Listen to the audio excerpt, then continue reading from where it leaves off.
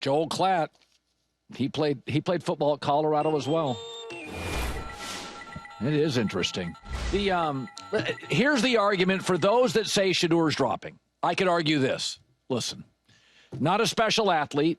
Been a couple of moments of immaturity we don't love. Not the end of the world. But he's probably closer to Jackson Dart as a talent than Cam Ward. So what's the point? We'll wait to the second round. Is that a legit argument from what you've seen? I don't know. I mean, I think Shedeur is an incredible player. I think he is and should be a top 5 or 6 pick in the draft. I think what people fail to realize is that he was doing at the college level what he's going to be asked to do at the NFL level, not only schematically, but also think about this, Colin. How many times do we evaluate quarterbacks that are playing with far superior teammates than their opposition? All the time. That's all we do is evaluate. It's part of the reason why it's so difficult to evaluate college quarterbacks is because generally speaking, they're playing on really good teams and their teammates are far better than the opposition. That's not necessarily the case with Shedeur. He was playing behind a really bad offensive line, and he took a team that was going from 1 win and then ultimately wound up in the top 25 and won 9 games. Why? Because of him. So he had to raise the level of everybody around him. He did it without a running game. He did it without an offensive line. He's hyper accurate when he's on time in the pocket. He can create kind of from a magical standpoint and keep the play alive, similar to Fran Tarkington. I hear this narrative, and unfortunately, this is where we're at today in kind of the coverage of the NFL draft, is that the draft media or certain individuals within the league who are never going to draft this player to begin with start perpetuating these myths and these untruths about players stemming out of the combine about, like, we didn't like this guy is falling. And to be honest with you, I think that this type of storyline is lazy and it's rinse and repeat every year. You take the guy that is the most controversial in the draft, and then we end up having to talk about this exact subject because of lazy journalism and a big mouth scout. That's what happens every single year. But when you actually watch Shedeur, guy is excellent, man. He's got surgical capability. He's on time. He's accurate. He's smart. And he led a program from 1 win to 9, which is exactly what he's going to be asked to do in the NFL. All right, Cam Ward. Cam Ward looks like a number 1 pick in terms of moves, arm. Anything that worries you about him, that he's a little off script? A lot of guys are early in their. Jaden Daniels was a lot of off script. It worked. My take is nobody's going to know what he is until Thanksgiving. So there's the element of the surprise in a weak division. I think he's actually going to play pretty well. You know, I think Cam Ward is a really talented guy. There is a little element, Colin, I think you would agree with me, and we've talked about this a little bit. There's a little element of gunslinger to him. You know, sure. He'll take some chances with the football down the field, but that's part of what makes him special, you know, and he believes and he trusts himself and his arm strength. I've loved Cam for a long time. And by the way, he played back in his days at Washington State, you know, with a surrounding cast that wasn't necessarily the best surrounding cast. So my same argument for Shedeur, you could also make for Cam. He had success behind what you could call poor offensive lines at the college level. So I think that that's actually a huge feather in his cap when you talk about the evaluation to the next level. I think he's going to have to just be careful from a turnover perspective because he will make throws that others are unwilling to make. Sure. But that does put the ball in precarious spots. And that's the only thing that I would say is it would be my only worry. It's not that I think it's going to happen. He may have to deal with a few unsightly turnovers early in his career in order to learn some of those lessons. I was watching Ashton Jeanty footage about a week ago. And I did this years and years ago. There was a draft, and I was just going through. This was pre-YouTube, I think. Maybe it wasn't, but I remember seeing a bunch of video. Man, the dark ages. Yeah, that's the dark ages. And I saw Patrick Willis video, a bunch of it. And I went on the air and I said, that's the best athlete in the draft. He went 11 to the Niners. And I said, I don't care. I am watching him chase down SEC running backs. Chase them down. And they're 4-4 guys. And he ended up having a great career. He retired, a little earlier, but he was a great player. And I was watching Ashton Jeanty footage the other day. and he had a little Saquon or 3 move, and I was like, yeah, that's not normal. Like, that's the stuff that's just God-given. And I kind of changed my mind from, it's a good running back draft. You can get 85% of them in the 4th round. I kind of probably think he may be the 3rd most athletic player in the draft after Abdul Carter and Travis Hunter. Where are you on the running back from Boise State?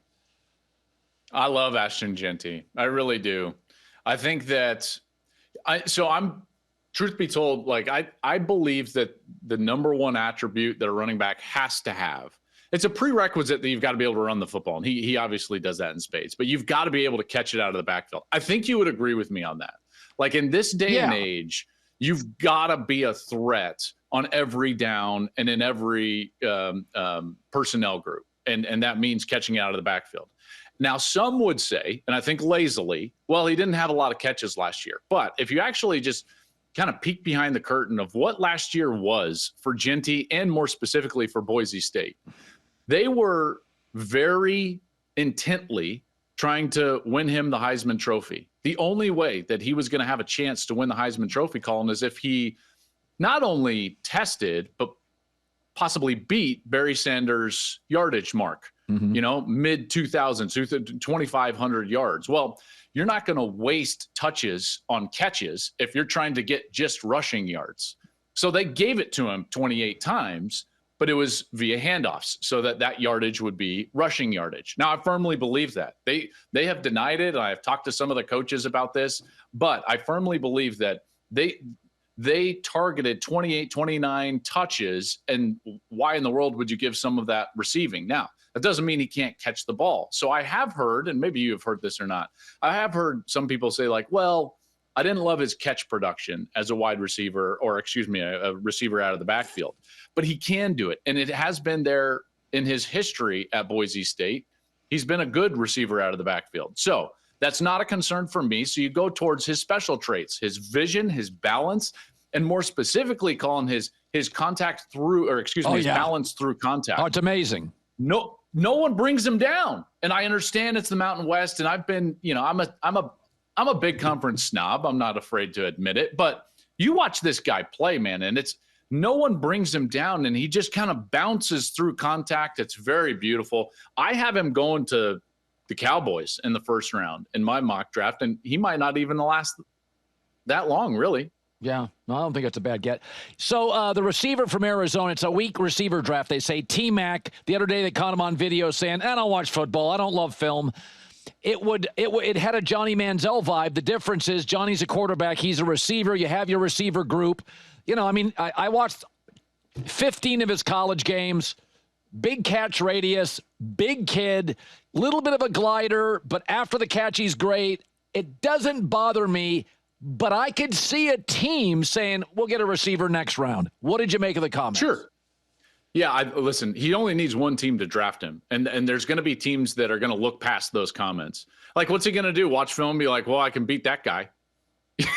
Right. I mean, he's physically so gifted that when you actually think about like what listen, this is going to sound bad, but it's like defensive tackles and receivers need to know the least amount of schematics on the field. It's like the receiver is literally like, can I beat this guy or not? Is he in a jam technique or a bump technique, or is he in off coverage? And that's kind of it, man. And defensive lineman is like left or right quarterback, bruh. So I'm not as concerned with a guy that is maybe not a football junkie. If a safety said this, or if a tight end said this, or certainly a quarterback said this, I'd be like, okay, I don't love that, because they need to know so much of what's going on schematically on the field with all 22 chess pieces. Wide receiver, not so much. So I look at traits. He's big. He knows how to use his body, not only the catch radius, but I would say that the win percentage in contested catches is so high for him because of his instincts with the football. So to me, he screams as a number one receiver potentially. And for those reasons, someone is still going to have him high on their board, regardless of what he said about film. Okay, I like a lot about Jalen Milroe. I like the body. I like the kid. I like the parents. But Kalen DeBoer had Michael Penix for years, often injured. And Kalen DeBoer struggled with him. I mean, you watch the first half against Vandy or Oklahoma, and I'm like, I got no interest. And then you watch other games, I think it was the second half against Georgia, and you're like, whoa, what do we got here? Throws a beautiful deep ball. And again, coachable, great kid. But man, he was inconsistent at Bama. What is that? Why? What does the film say on Jalen Milroe?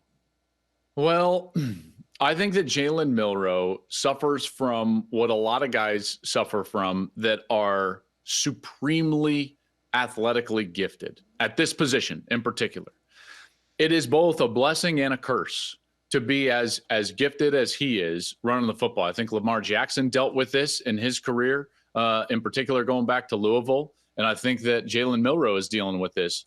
When you have that trump card and that get out of jail free card, it stunts your growth as a pure passer. So he now doesn't just need to use like the schematics of the game and the control in the pocket and his ability to control things with his mind. Not that he can't. I'm just saying you don't have to do that when you can just leave the pocket and beat everybody as an athletic quarterback. I've had this conversation with a lot of guys, and I would just say, like, those of us that can't run, would we love to run? Yes.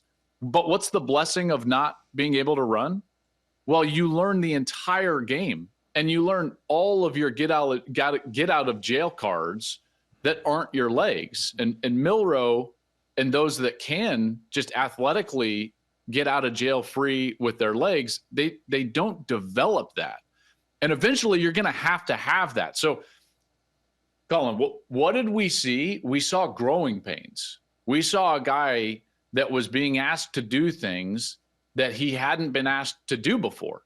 And we saw that. And the question is can you overcome that? Lamar Jackson has been able to overcome that.